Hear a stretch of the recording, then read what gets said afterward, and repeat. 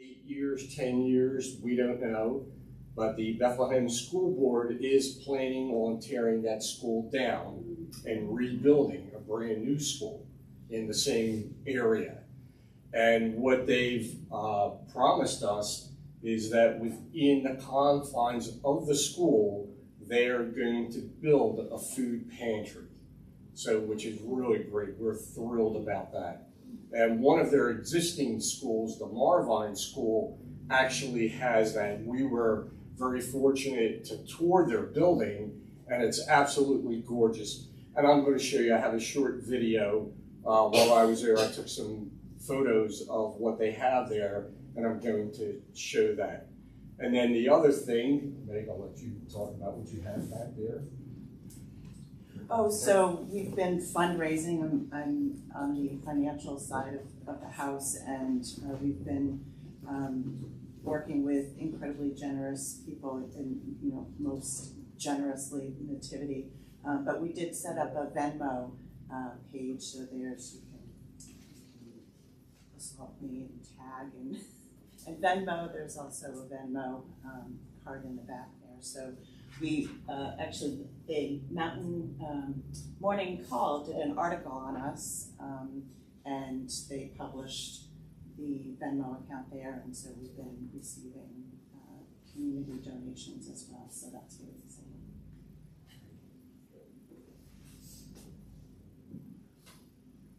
So does anyone have a guess as to when we started this project? Just shout something out. I'll give you a hint. It wasn't January or February. March of this year. I couldn't believe it. I started going through my notes. And I was trying, let's see, when did we start this? Again, I really don't remember.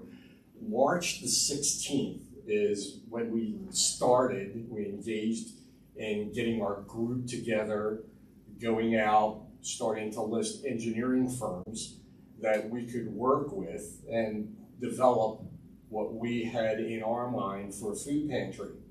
And as many of you may or may not know, the catalyst for this was Dean Pompa and Dale Branfield. And we started with them. We met with the school board, the Bethlehem Area School Board, district players, their engineering people. We also met with Fountain Hill school teachers, which was very instrumental. And one person who has been a real driving force in this, you'll hear me mention her name. Her name is Paige Hoffman. And unfortunately, she couldn't be here today. As a teacher, it's her day off. She wanted to come. I said, no, you're not coming. She has 2 young children, large family. She was going to spend time with them since she had off. And I said, you're not coming here, forget it. Meg and I will do it.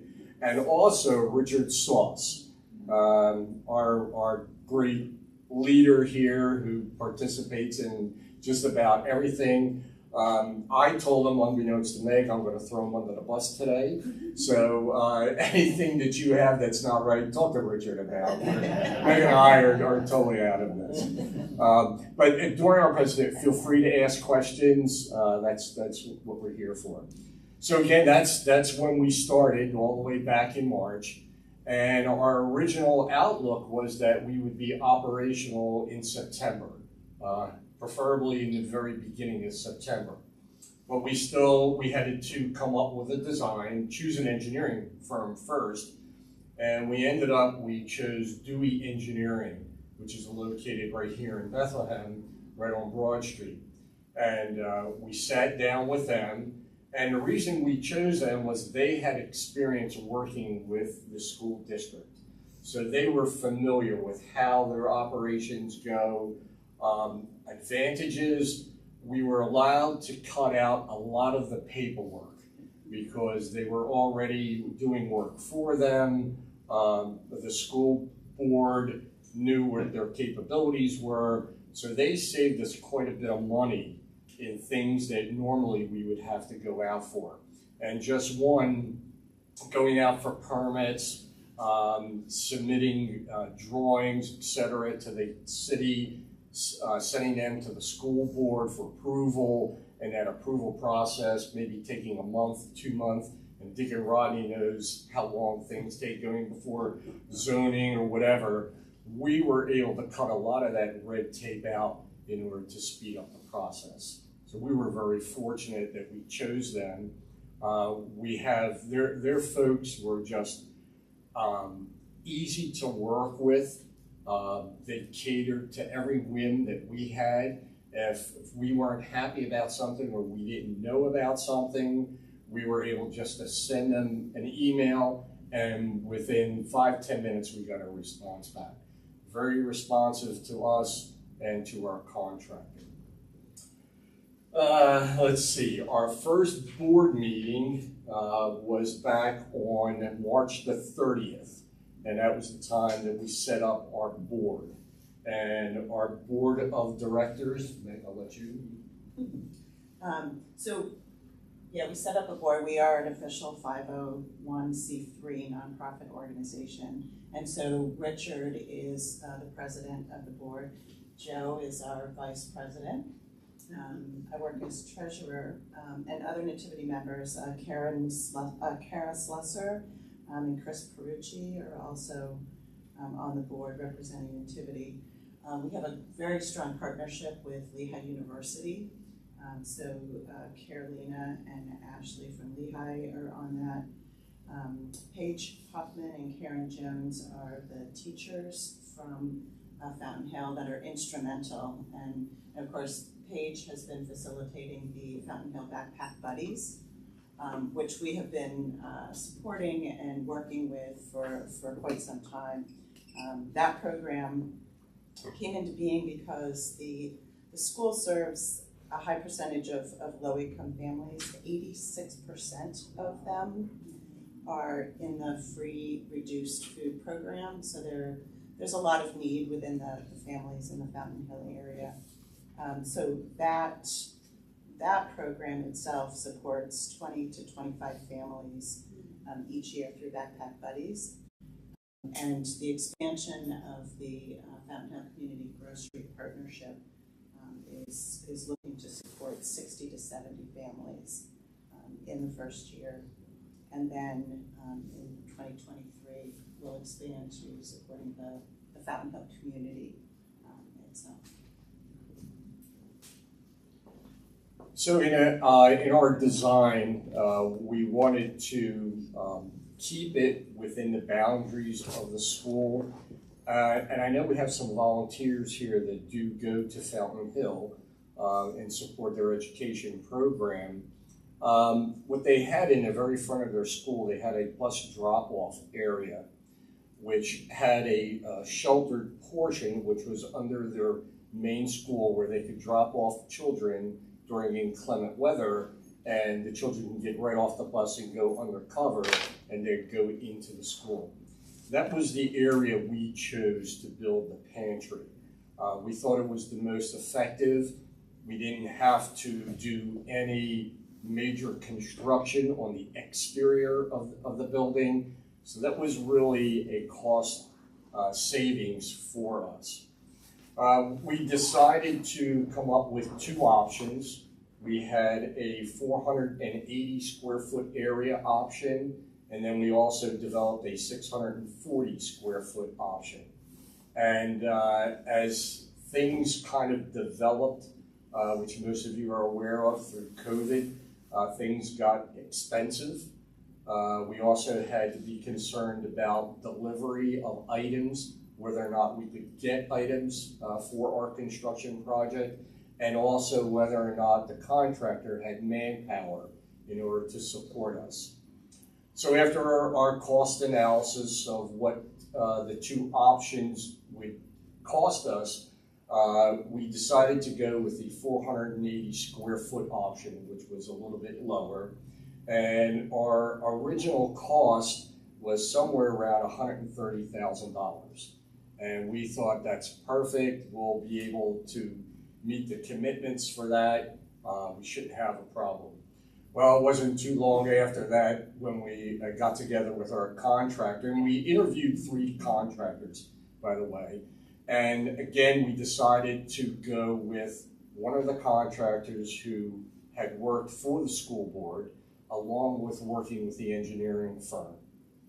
And they came back with their cost that grew to $160,000, and that 160 quickly grew to 190. And the 190 kind of grew out of COVID because everything was costing or going up in cost roughly 20% or more. We found out very early on that we were going to have problems with delivery on, of all items, doors and door frames. And we never expected that. I've worked in the construction industry, or I've worked in a chemical industry building projects, and I never once ran into that. I always ran into labor forces, which were a problem, but this was kind of unique. But the contractor assured us that we would receive things as we progressed, but we would be a little delayed, and if we couldn't do this portion of the project, he would skirt and do something else that he was able to acquire building supplies for. So again, what we ended up with was 480 square foot area at a rough cost of about $190,000. And I'm going to give it to Meg because she's going to tell you how lucky we are in terms of money. So part of the initial capital campaign vision was to, there's the building expansion, we have the sign that is going on right now, but part of the bigger vision was not just a physical layout, but also connecting more to the community and having that piece of outreach. And Nativity has a history of being instrumental in its mission work. We founded some really important ministries in the area with New Bethany, with the emergency shelter, and the list goes on in us being founding members of these incredibly important areas. And so that's expanded to Fountain Hill Community Grocery Project, and committed, the vestry committed $100,000 to this project, which would be a huge kickoff into this new venture. But we have not been the sole donators, and really it sits on Richard's shoulders as being the great person to go out and solicit and work with a lot of communities to help donate in different areas and building relationships. So Lehigh has been instrumental in helping us with donations. Also, the Nativity Thrift Shop is an incredible fundraiser for, they're just gangbusters, right? And they have a history of donating to communities right in this area, so they've given a lot to various things, and we've been fortunate to receive a generous amount from them. We have received funds from the city of Bethlehem, from Fountain Hill, the borough of Fountain Hill. We have, let's see, the thrift shop.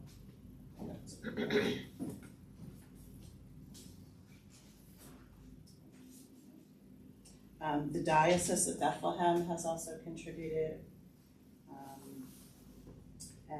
And we have the Emmerich Family Memorial Fund.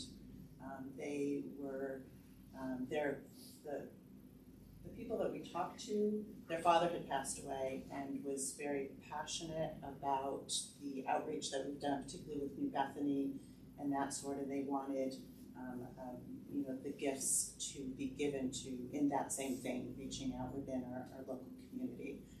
So the vestry felt that this was a perfect example of that. So we've been fortunate to receive those funds. So we have committed to us just over $200,000,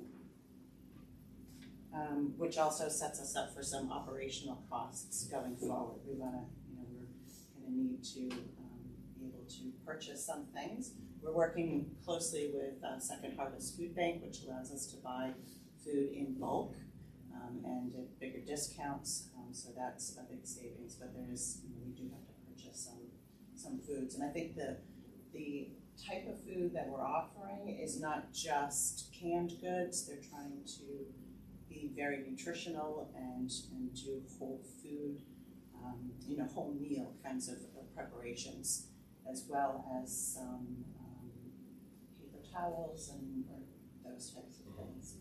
So we're still just a little shy of the total expenses we anticipate, but we're right there. So it's been very, very fortunate to work with all the partners we have. As Meg mentioned, one of our real benefits is having Second Harvest. Prior to us even getting started, Dale Granfield got in touch with the Rotary organization, and the Rotary organization was kind enough to donate to us a brand new freezer. We call it a walk-in. It's a large double-door freezer, and I'll show you what similar items look like there. And then Meg mentioned how Richard is amazing. We did a tour of Second Harvest, and their facility. If you're not familiar with Second Harvest, they have a huge warehouse in Bethlehem Town. I think it's Bethlehem Township, if I'm close, or Nazareth. Maybe that's where it is. We toured the facility, and they had dry goods, frozen foods, fresh produce. It's amazing what they have there. So we toured, and we went back to their conference room, and we're talking, and we're kind of setting up, all right, what do we have to do? What do you need from us in order to get this process going, etc. So Richard leans, the woman we were having our discussion with from Second Harvest walked out. Richard leans over to me. He says, hey, Joe, what do you think? Yeah, you think we could use 2 more refrigerators and a freezer? I said, well, yeah, we needed refrigerators. We have a freezer, but we need, okay. Next thing I know, the woman comes back, and we're chatting about what we need and everything. And Richard says, do you think you could throw in like another freezer and 2 refrigerators for us, because we need them? Okay. I walked out and I said, Richard, you got to be a paisan or something to me, because my family, who's got a history, couldn't even come up with a deal like that. It would have cost you something. I said, he just passed away, and he got it. But that's it. He brings that to the table. So we're very fortunate that we have Richard there. Kind of the other thing I wanted to mention, I failed to mention, is when we set up our board of directors. And our board of directors we established in April of 22. The other things that I think we've been doing, we've gotten together with Uline. Uline has been very instrumental. We purchased shelving from them, 2 portable tables, which I have to go and assemble. We had it delivered probably about 3 weeks ago now. So the school was kind enough. They said, we'll take anything that needs to be delivered. We'll find space for you. So we've been very fortunate. Everything is there. Things are starting to come in. Hopefully by the end of next week, our interior will be complete enough that we could start moving in. And we'll take delivery on our 2 refrigerators and our other freezer from Second Harvest. So that's really going to get the ball rolling, and then Second Harvest will get in touch with us to do a food delivery. So things are going. And the one thing neither one of us, I don't think, mentioned, the food program they have has been going on even during construction. Paige sets up tables outside, put food on. The community people, the parents of the children come, and they partake in whatever foods they have available. And the other thing that we were very strong about, we wanted to provide foods for the community that they will use. Because we talked to Maravine, New Bethany Ministries, And if you really don't provide the foods that the people eat, they'll take foods and then they'll just toss them away. And we don't want that to happen. We don't want to waste food. So the easiest thing to do is to ask them, what do you like? Or what do you buy? What do you normally buy? And they're the things that we're going to try to supply for the community. So, I'm going to turn the mic over to Megan. I'm going to throw up a couple photos of what our construction looked like. And I have a question. I can't visualize where Fountain Hill Elementary is. Where is it? What street? Is it on Broadway? No, if you take Delaware Avenue, Yes. okay, Right. and go straight out to it ends, Right. and then it hits Broadway, Yes. you make a right Yes. and then a quick left, you go up the hill, and it's right. So it's not visible from Broadway? No, it's not. Okay. It's It's not. behind that St. Ursula's Church. Well, Yeah. Off It's- St. Ursula's. It's It's like 2 blocks up from St. Yes. Ursula's on the hill. correct. And it What blends right church? in with the hill. St. Yeah. Ursula's, which is right at that intersection at the end of Yeah, when, Delaware Avenue. yeah, when you come to that traffic light, actually, you Right. see the Right. church, and it's, Stanley Paul went to that school. oh, okay. It used to be a high school. I mean, it was a high school for a while. Oh, really? And Yeah. And is it near where the place was where the children live? Kids is Kids not Feast too is far just- away. yeah. Not Yeah, too far away. because some of our parishioners were there as orphans that I used to visit, that were all friends of Stanley and Ruth Paul. Yeah. So we were, at the last board meeting, we were trying to decide if we were gonna get the kids at the school to put together all of the U-line shelving.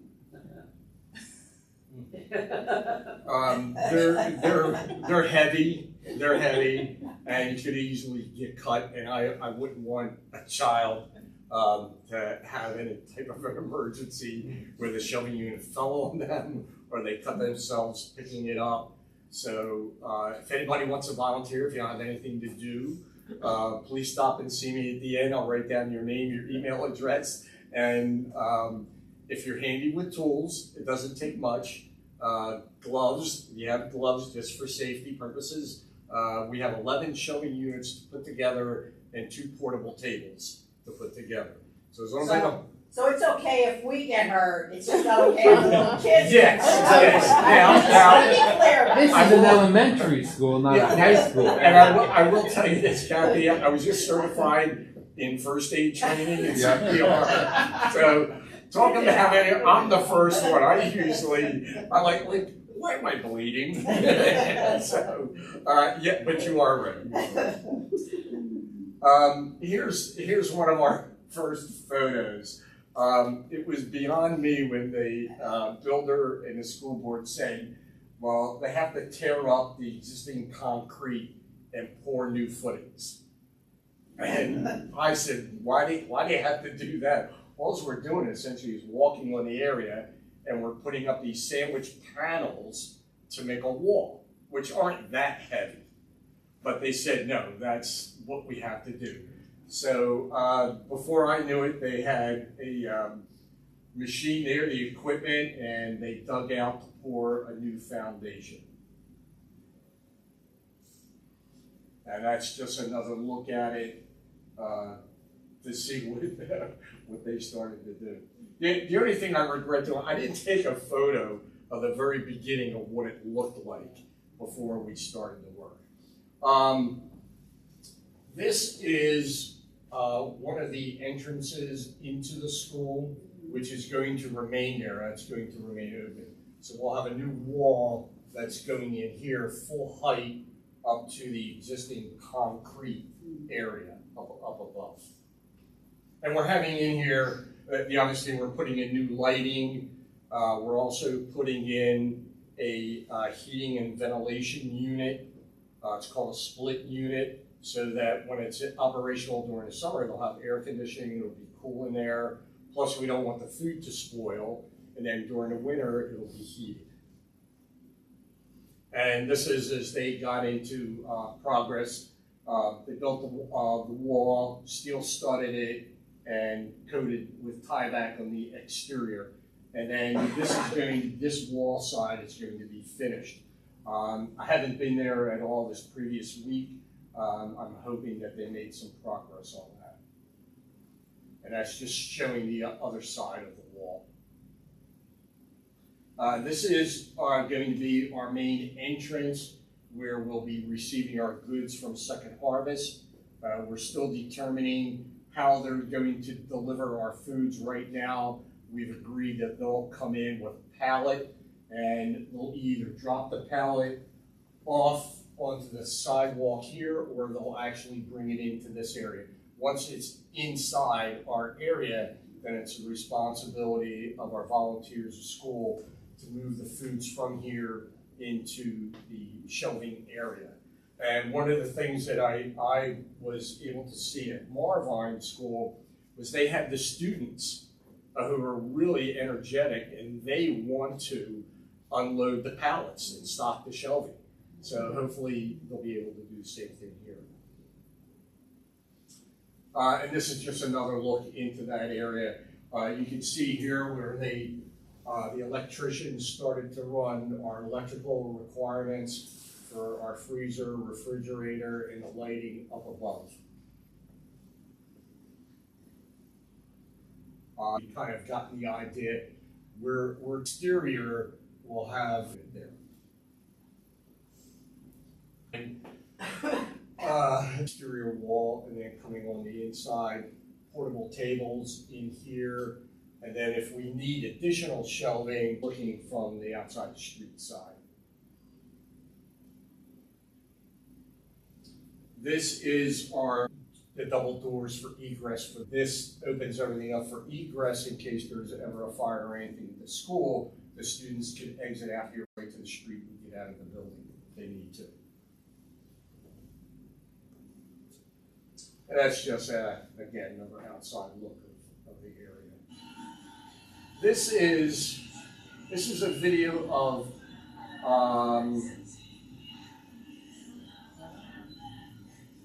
no, this is New Bethany Ministries.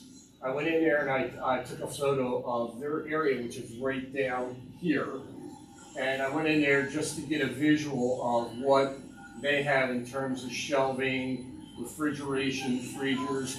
We're going to have units like the glass unit, but they're as tall as these. My photography is really terrible. After I got home, I actually deleted some because I had floor, I had ceiling, and my wife will tell you I'm really bad at doing photos. But you can see the type of shelving that they have. We're going to have similar shelving, and they're pretty weighty. So I really wouldn't want the children to use it. But you can see the foods that they stock: cereals, canned goods, dry goods. I know I deliver there on Monday. Sue Snyder delivers on Wednesday, and we get quite a bit. The two of us take food from Wegmans, and we deliver it down here. And Wegmans is very generous on what they give us. So we get everything literally from soup to nuts. I get all kinds of breads. I get fresh produce.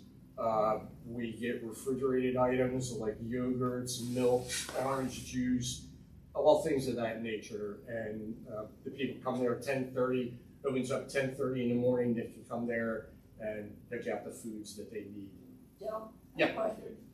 What's the relationship between this food bank of New Bethany's and Fountain Hill, if any? There isn't any. It's separate.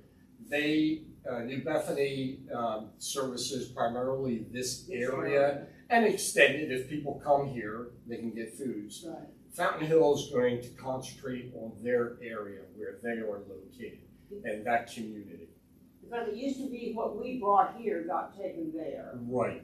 We haven't done any of that. We're just doing Fountain Hill now. Right? Yeah, we're just doing Fountain Hill. And I think, I don't know, Laura, if I'm 100% correct, I think it's due to the fact that the foods that they get here, because we do Wegmans, I used to do Giant also. Right. So besides I would do Wegmans on Monday, Giant on Wednesday, and then Sue Snyder would also do Egg Wings on Wednesday. So they were getting a lot of food. And I've run into times where they said, Joe, we can't take it. It's just too much. Well, then my first stop is I go to Victory House. Right. I go there. Whatever they are able to take or whatever they want to take, they take. If I still have food left over, I go over to Salvation Army. And Salvation Army, what do you want? Do you want to take anything? And usually by that time, everything's gone. And I know that Winston at Boys and Girls Club has food one day a week. I think it's Wednesday. I believe you're correct. But anyway, Yeah. lots of programs going on, but I've wondered what the relationship was between Fountain Hill and Bethany. Yeah, there's really no connection. The only connection we had is I wanted to see what New Bethany was assisted us in giving us names as to who we could get. First of all, the program itself, setting up people that come in, and I'm not sure if Meg mentioned this, but people that do come in to Marvine, they have to register. And the same thing with New Bethany Ministries. Right. They have to register, so they are accountable to the state. Right. So we have to do the same thing. Well, how do you do that? Well, New Bethany was very good about, well, here's the program that we use. And this was given to us by Second Harvest. So we put that into Richard's ear. Next thing we know, we have the programs coming. But it also, it sets up how much food they're taking, how often do they come to the facility to get food. So it establishes that criteria that you know what the demand is for the food. And then they could use that for us, for Second Harvest, we could say, gee, Second Harvest, we're feeding this amount of people. Can you supplement what you're presently giving us? We want to up the ante so that we have foods available. And that's part of their program too. When we first start out, we said, we'll go on the low side, see how things work. And as you start to increase, you just tell us, and it will supplement your deliveries. But that's a great question. Yes? So do the children who qualify or the families who qualify for like the free lunch program, do they automatically qualify for the food pantry also? I don't think they do. Oh. I think that's separate as far as I know. Yeah, they're two separate programs. Oh, okay. Yeah, right, they are. You also have in schools, I know like Easton, if enough percentage qualify for free, then the whole school gets free. So there are obviously people who are above that income. Okay, let me preface this by saying I'm feeling a little punky, so I'm also channeling my inner grandma who was a bitch. So I just want to, if I comes off bitchy, I apologize in advance. Like there's so much stuff going on, and I try to keep up with stuff, but I don't know half of what's going on. And I also too, just thinking of a new friend of mine who is an Episcopalian who came here and said there was nothing to get involved with. So she's now going to the Catholic. She's now going to the Friary. So, and it could be me. And I really wonder about how we're communicating some of this stuff. And it seems too as if the same crew is involved with everything. And my thought is, and my hope is that other people, other parishioners could be included. But I'm not seeing that. Maybe it's me. I'm not seeing a big cathedral-wide involvement in any of this stuff. Yeah, Same people. my answer to that is, at least personally, this is just personal to me. I get involved, I go and I search it out. And sometimes, like right now, I'm over involved. Yeah. I've got too much. And Deacon Rodney he's involved not only here, but he's involved outside other organizations. And I've had some other parishioners ask me the same thing. Well, why are you want to seek it out? I mean, That's people not, want. With all due respect, Joe, that's not the answer. Oh yeah, I agree. That's not the answer. That's not the final Not answer. the answer, no. And hopefully, when we get our new dean and rector, that's something that we can significantly address and find out. How do we let people know? Here's a list of organizations that we work with, if you're willing to volunteer your time. Like right now, I'll tell you, we need drivers for food pickup because it's we just got Bob.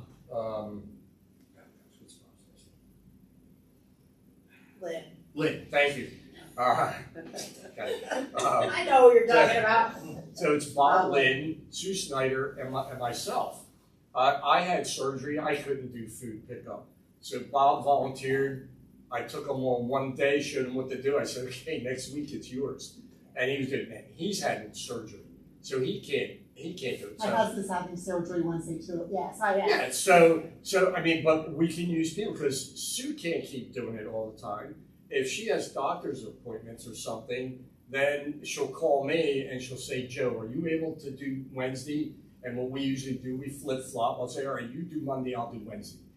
But it's nice to have other volunteers that are able to help out, that they could jump in and we can make, instead of doing it every week, maybe we could do it every other week, which would really be nice. And you're volunteering your time.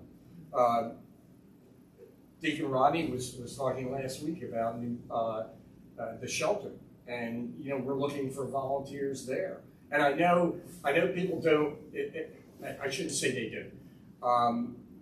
Maybe they're a little hesitant about preparing a meal, but there's other aspects of the shelter that you can volunteer your time for. But I mean, it's there, and you're right.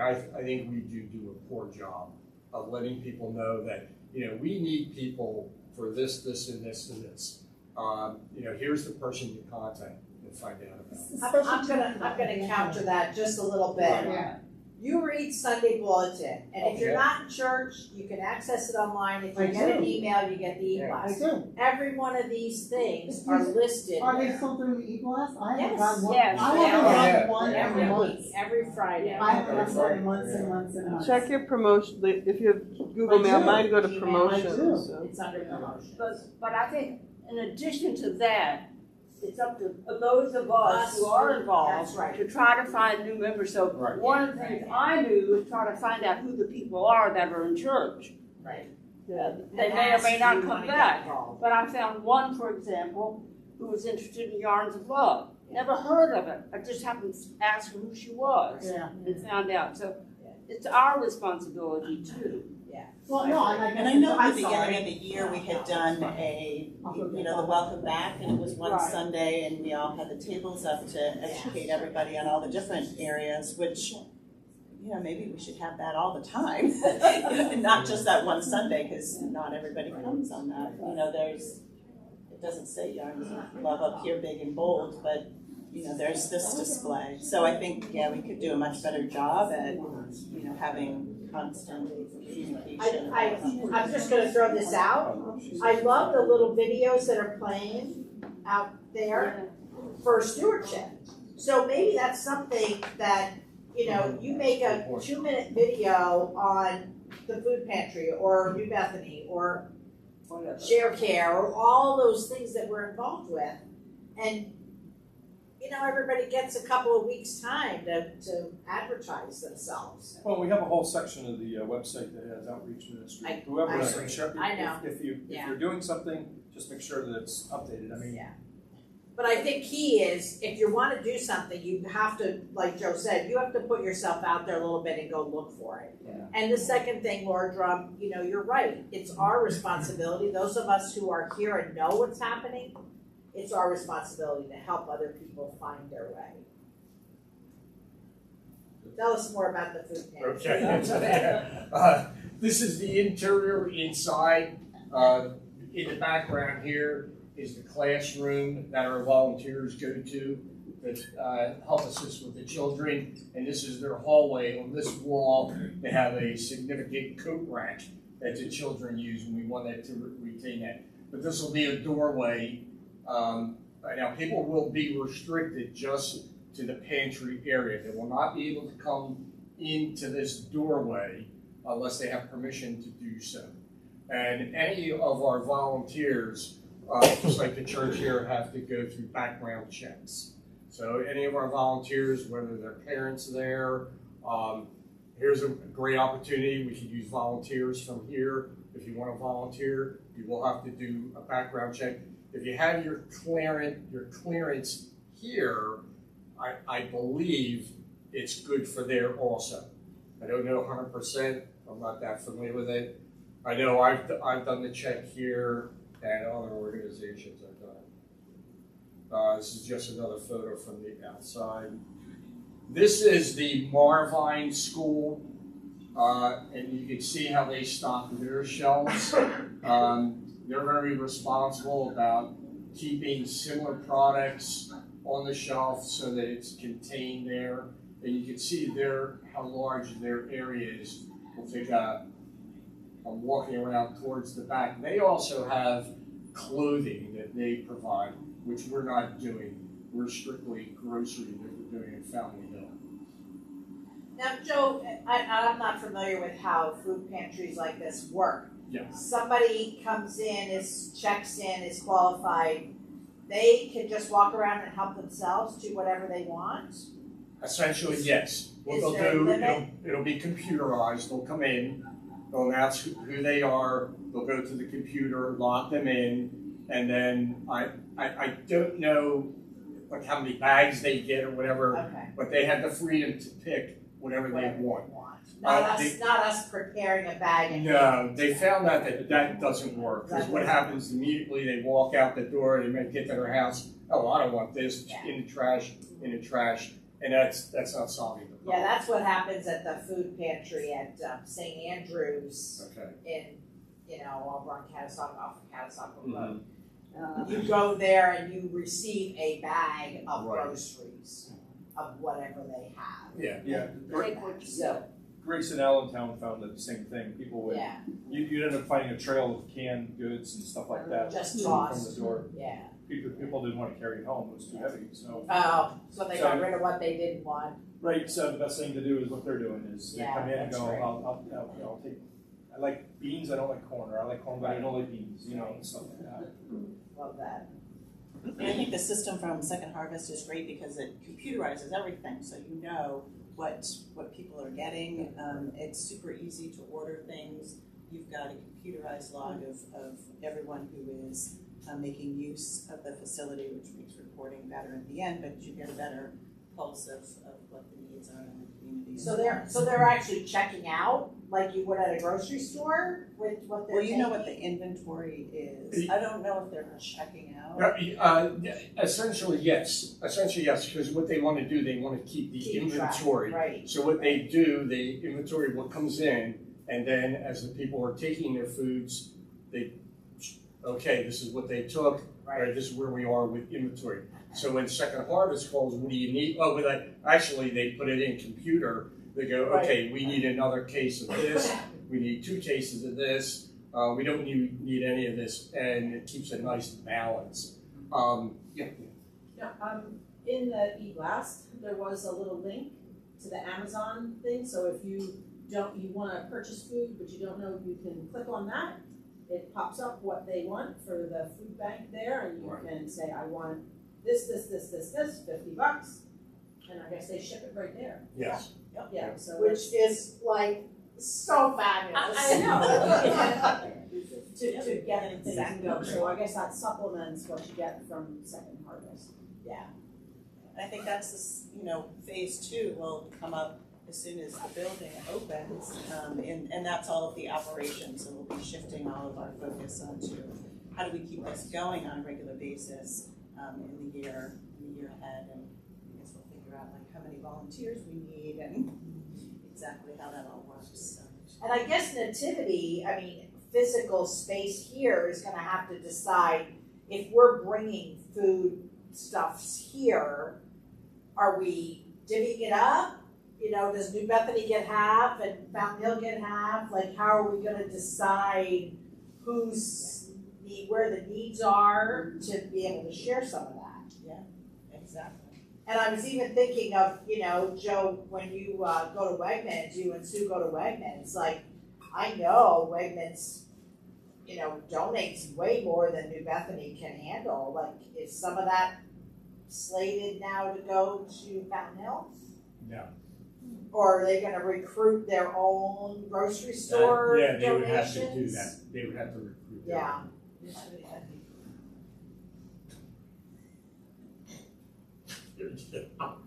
This does not like my fingers. Maybe you can. I must have claws or something.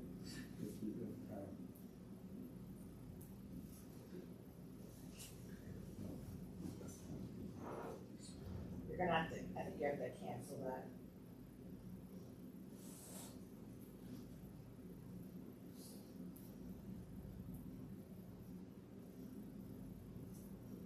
So are we gonna have a link There you go. for the food? Like they have that link to get the Thanksgiving things from that link? That's the From that link pledge. and we go to Amazon. Back to give. Go up there again. It's not nice.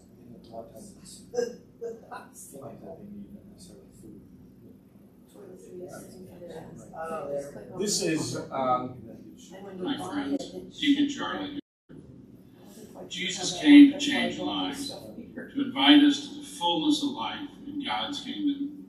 From my perspective, we encounter Jesus both inside and outside the church doors. Our faith comes alive when we exit the pews and the church doors and make it part of our lives, our everyday lives, encountering our friends, our neighbors, and strangers. As a community school located here in South Bethlehem, Fountain Hill is fortunate to have a number of This is programs and Paige services Hoffman. that we're able to offer to our students and families. The Cathedral Church has been an incredible partner for us, working to enhance both our mentoring program and our food program. We do a weekly food program here at the school where we're providing up to 30 families with food each week to help carry their students over through the weekend. We're working with the Cathedral to enhance that food program with the establishment of a new food pantry on site here at the school. The Cathedral support is incredibly important, but it's the people who make it so special. The parishioners who come to us from the Cathedral have become part of the Fountain Hill family. Our kids know them, our kids recognize them, they look forward to seeing them. Our staff form relationships with them, so it's really the people who make it so great. So I just wanted to introduce you to Paige Hoffman. She, as I said earlier, she's been such an important part of this program. She is actually a Lehigh University employee, but she works for Fountain Hill School, and she's been there for quite a few years, and she's just tremendous to work with. You ask her to do something, taken care of. We're thinking about this, I got it. She is. That's the way she is. That's kind of a wrap on, I think, our end. Do you have anything else? Hopefully this gave you some insight to what the facility would look like. Once it's done, we'll make an announcement, and I'm sure they would love to have you folks come over, take a look at it, and if you would like to volunteer your time there, just sign up. Have hours of operation been set yet? Not that I'm aware of, Kathy. I think I think on weekends they're going to do something like 10 to 2, something in that realm, and then during the weekdays, I honestly I don't know when they go during the weekday. I think it's probably the latter part of the afternoon while school is open, and then after 4 o'clock it's probably shut down, something like that. Good question though. I'll find out. I'll send a note to Paige and find out what their intent is. Okay. Well, thank you all for coming. I really Thanks appreciate for it. the info. Good job.